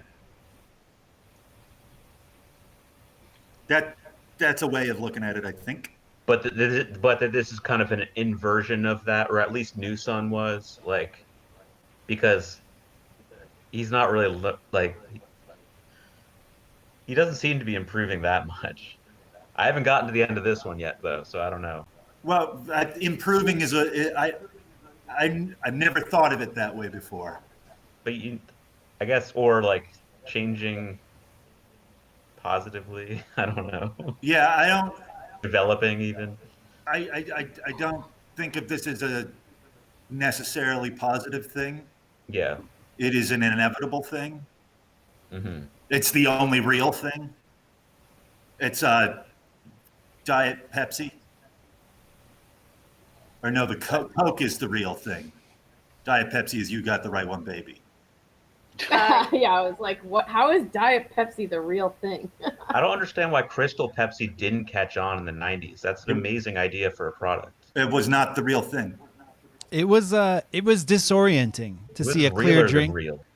Like, we have a strong association of what a clear drink should taste like, and it's not a syrupy Pepsi. I think that I understand why people would reject that. All clear drinks of our childhood. Zima failed. Yeah, clear drink It should be was great. Sprite or water, or possibly ginger ale. If it's not one of those things, it's an unholy abomination upon the taste buds. Ginger ale's not clear. It's like Ginger ale's brown. Yeah. Yeah. It's golden. Yeah, I'm Always just saying. Sprite. I'm saying that's the outermost level of taste that you could accept in something kind of transparent. Like, even that's like the board. That may be too far. Clear things should be crisp. Yeah, and refreshing. Jinx. And Coke is the darkness. They actually Yeah. brought Crystal Pepsi back, like in the last year or so, and Oh. they were selling it when I worked at UB. They were selling it in the store there, and I tried to buy it, but I guess it wasn't in their system yet, so like it wouldn't ring up, and so like I couldn't buy the Crystal Pepsi. I was like, all right, well, I guess I'll never know. It was a glitch in the Matrix. It wasn't Yeah. supposed to be there. Yeah, exactly. Yeah, I tried it or tried to get it, and it just didn't happen. So it was like a dream. How come only For a while in animals? the county, you could get surge. How come only animals get sucked through the sails and not, for instance, a 6-pack of soda? Yeah, right. Yeah. There's so many unanswered questions. That's a really decent question. Like, why is it just animal? Why not people? I guess, right? Like, why aren't there like just regular people coming through? They're not getting physically sucked through. It's Rocks. It's like they're getting assembled, right? And then they kind of continue. For lack of a better word, it's the soul that moves through worlds, not the physical body. Still, why doesn't the soul show up as a can of 6-pack of Pepsi? Why does it come as a goldfish or a little spherical monkey? I think that Wolf is an animist. Okay, so the thing needs to have a soul to get in through there, and it needs to be put back into a receptacle that can contain a soul. I mean, a soul secretes a living body around it. But it's always animals. And so, are you all saying that whatever dimension or universe is coming from, there aren't people? There's just animals there. Ooh, why do you think Zach it's all doesn't animals? remain an animal? What? Zach doesn't remain an animal. Yeah, but Yeah. Zach's like a weird. Is there a thing Zach's like when fucking you? with us. It can only come through as a lower form of evolution. That's like how that's the bandwidth or whatever it can support that, and then you gotta. Is that what's going on here? That might be it. Like reincarnated. They have to become. Yeah. You don't And get Zach assembled in becomes, your. but the rest of them are just like what, like cows and monkeys and stuff, right?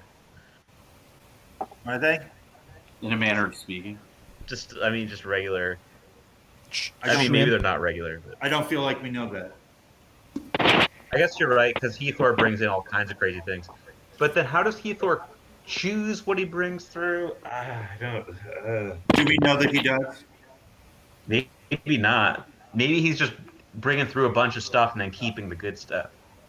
Well, it seems Like- I like mean, good energy. maybe Zach is an exception, but like Zach seems to respond to the stimulus of Severian by becoming more like him. Yeah. Like each time he encounters them. So if you're like really good at this kind of thing, if you're a interdimensional zoologist like Heathor apparently is, Mhm. maybe you know what kind of stimulus to expose the like like this like nucleal form to like I want you to be a weird bloodbath Fire. thing, Yeah. you know, or like I want you to be a fire slug, Fire lizard. fire lizard, yeah. Fire flower. Yeah.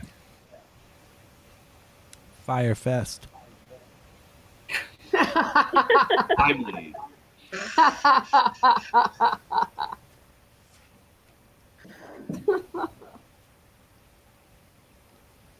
Okay. I'm starting to get this a little bit more.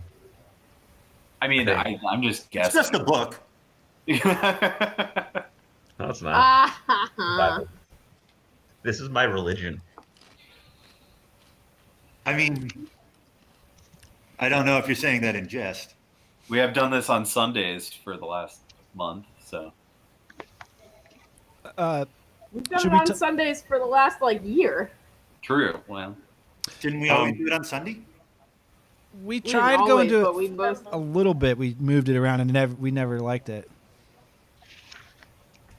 It didn't We feel. were actually doing good those amount. I mean- weekday evenings.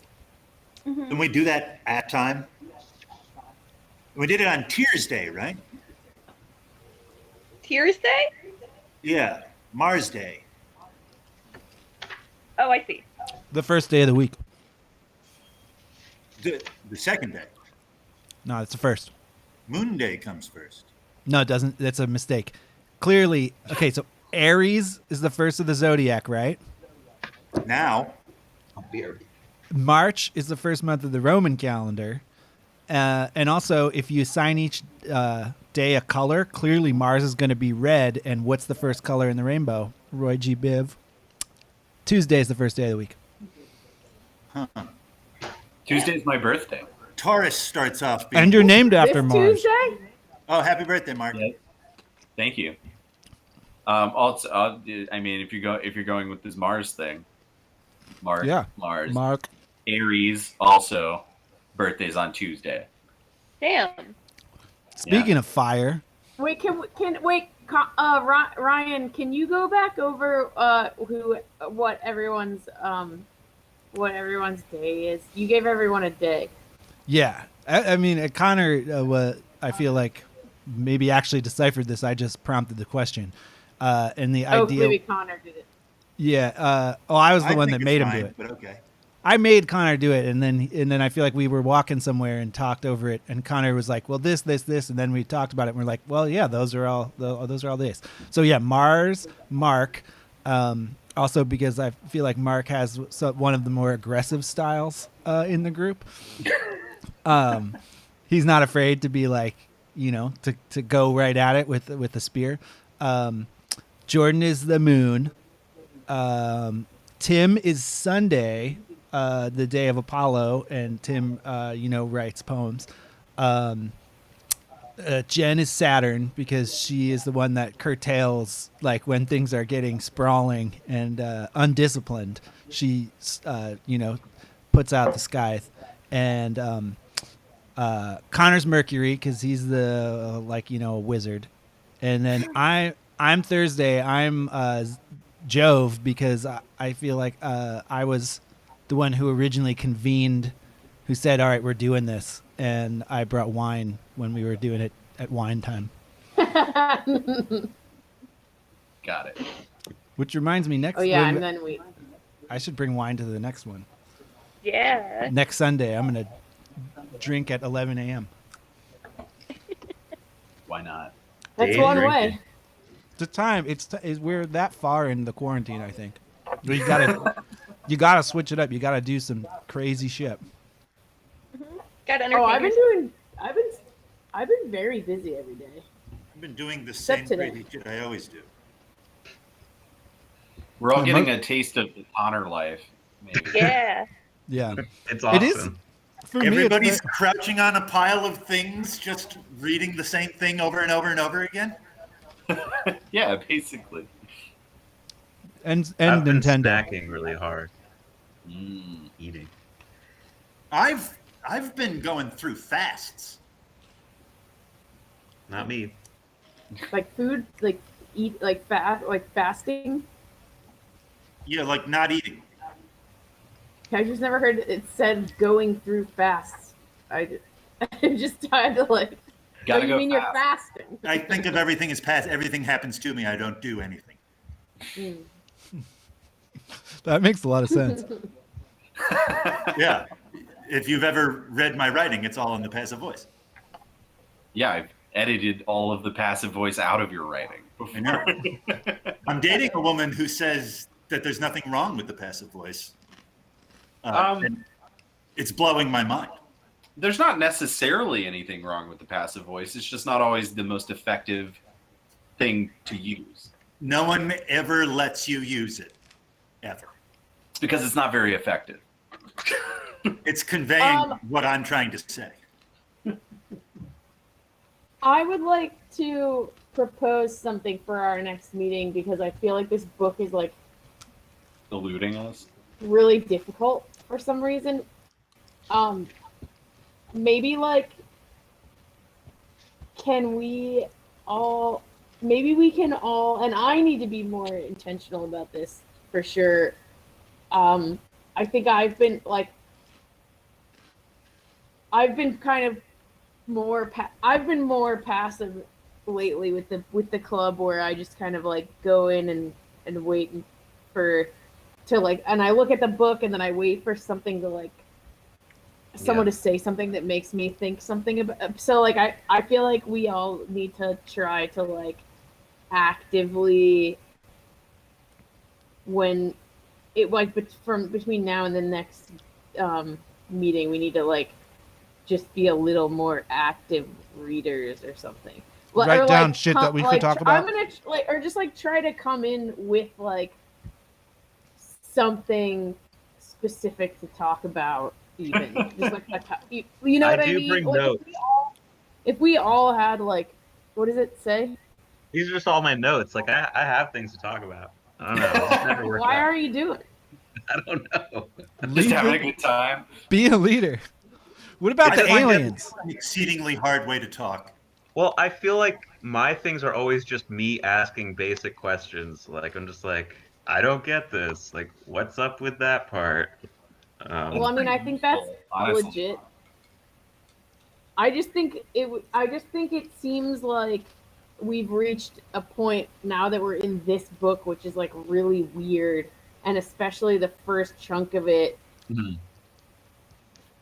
Like once it gets later, there's lots to talk about, but like at least for now, it's like I just want to propose that maybe we try to just be more, just a little more intentional. One of the things in this book, in the beginning, that maybe we should talk about that's like a solid, big, sticky outy thing is his meeting with the 3 Hierodules. Yeah. Right, he sees them again for the first time. Yeah. They've never met him. They see him for the first time. Right. Right. It's their first time and his last. But had they all hung Except- out a lot in between New Sun and this, though? It seems like Sev is like more friendly with them now. Like he's like stoked to see them, and Also, he sees them again later in this book. Like time breaks because there's this whole long thing of like, well, this is the, that this is the first time they see me. I'm sad because now I know this is the last time that I see them. And then he sees them again later on. okay. So like that's there to prove that Severian breaks time. I feel. Interesting. No, I'm kind of confused. After or right before he sees the dead body of the steward, when the steward's getting killed, Yeah. Asapago grabs him and restrains him, and then like a chapter later he goes, oh, he must have done that because they were coming through the other way of time and saw that this guy was coming to get me. So how does that work? The Hierodules know ahead of time what's going to happen later to Severian, and so they know. But how would they see themselves holding Severian back? I think that Astapago et al. Are one of the shittiest parts of this book. I think that it's inspired by T.H. White and Merlin's whole living backwards thing, where it's just like, you say they're living backwards, but their conversations move forward and whatnot. Like there's no, I think it's not well thought out, or it's the kind of thing where like their minds work such that like it would appear as moving forward to us, and they just are so alien. Yeah, they experience it all the opposite direction. Right. Yeah. It would be really nice to have more explicit examples of that in action. We're just basically told it. Yeah. Yeah. And this whole thing, I'm very confused about Severians going, oh, they must have saw that guy was coming to kill me, and that's why they held me back. That completely violates the idea of the time working backwards. It doesn't support it at all. That's just if they saw a future in which that guy was coming to kill Severian, and then they go and Severian was killed. Yeah, and then they go and change it, then why did they see something that they then go and change? How does that... I'm lost as far as the fucking mechanics of their time travel. Yeah. That could have just been Severian's dumb idea about how they work. He could just be like, oh yeah, like he just thinks that's what happened. Severian, you mean? Yeah. Yeah. Severian's just mistaken. Yeah, they maybe were just like, oh, we heard the Autarch's here. Let's check them out. You know? Yeah, maybe, I don't know, maybe Shazbot has some ideas that could make sense of the whole Hyrule moving backwards. More sense than it makes now. Man, I feel so bad for Shazbot. He has conversations lately. I mean, sometimes we do really good, but lately we've been really bad, I think. I feel yeah. But usually I think our tangents are helpful. No, a lot of times we're good, but I just think this one in particular is a pretty bad one. Well, let's talk about what we want to cover next time, so that we've got like... Yeah, I'm gonna bounce in a couple minutes, y'all. Right. Yeah. Yeah, let's set ourselves up for the next one, and then let Tim go. Right. So, I mean, we've talked about the first couple of chapters, and it seems like things don't, like they're all pretty short, and things don't really get going until later. Should we just read, like, I don't know, the first 15? Or that takes us through, like,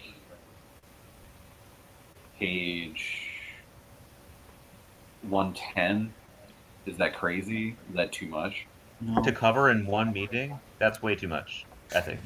Well, I mean, didn't we kind of cover the first... I feel like we sort of covered anything anyone really cared about at the beginning of this book. I would say let's start at 8 and try to get the next 8. Or start at 9. So he gets in Sidero at the end of 8, and that's kind of where I'm like, all right, I want to hear some shit. And I think it's just after that I think he changes into a new body. Oh, Sanic says we didn't talk about politics this time, and that's an improvement. Sanic doesn't want to hear our anti-Biden shit. Politics is dead now. Yeah, it's over. Yeah. Nothing Politics matters. is so stale. Whatever. I mean, clearly the politicians are all anarchists. So we want to go through 16. I think we should shoot for it and write down things that could be talked about. I'm gonna really try harder next time. That's my promise to you. All right. You guys do what you do, but I'm gonna try harder. Well, I'm glad this was a short one because I think. I don't know. I mean, I think it's okay. Like, we're going into this new book, and it's like okay to like have a little bit of a lag where we're kind of like figuring out how to approach it, because it is disoriented. Different. We have to read it differently and talk about it differently than we talked about the last 4. So I'm also not in the mindset for Urth of the New Sun right now. Why? I'm going a kind of crazy. You doing okay over there, Connor? What's up? I'm doing good. I'm just not in a thinking place. This is more where I'm at right now. What's that? It's is the that? Black Company. It requires no thought. Yeah, Cool. they're very straightforward novels. It is just a hug. Oh, This the is same thing. talking to my dad. Yeah, similar. I've been reading Stephen King and stuff Yeah. like that because Yeah. I'm just like, Well, and I've been like reading the later part of Urth to the degree that I've been reading, but like I guess part of what I'm saying is like I feel like at the very least we should all like go reread those chapters Yeah. that we're going to talk about, like which I admittedly did not do on this one because I read them recently, but I feel like that's not enough. I need to read them like I'm going to read them this week or whatever. I read the first 8. You didn't miss much. We talked about all the exciting things, I think. I just flipped through it. Or whatever, but The next thing I want to talk about is Sidero and his body. Yeah. Yeah, Scenarios that's are what- interesting. Yeah, let's Our start audience with can look forward to that. Yeah, let's start with 8 next time and see if we can get, because that's the one where he's dealing with Sidero and then gets in his body at the end of it. So let's start with that one next time and try to go up 8. What you got there, Connor? This is not the copy that I've been reading, and I discovered these Post-it notes I left for myself in this copy, which I think this is a diagram of my soul wow. that I made in 2015. What's the lower note? Note. What's on the lower note? I think this is me coming up with this. Oh, it says Janice. What are the other things it says? Only one I can read is Janice. It says Janice, and then Janice is written in Futhark runes, and then Aiden, and Aiden is written in Futhark runes. Who's Aiden? Hades, Adenaius, the Secret King. Ooh, and Janice is the Two-Face, right? Right. Yeah. Oh, I have him on here. I'll have to take it off to show you. Here.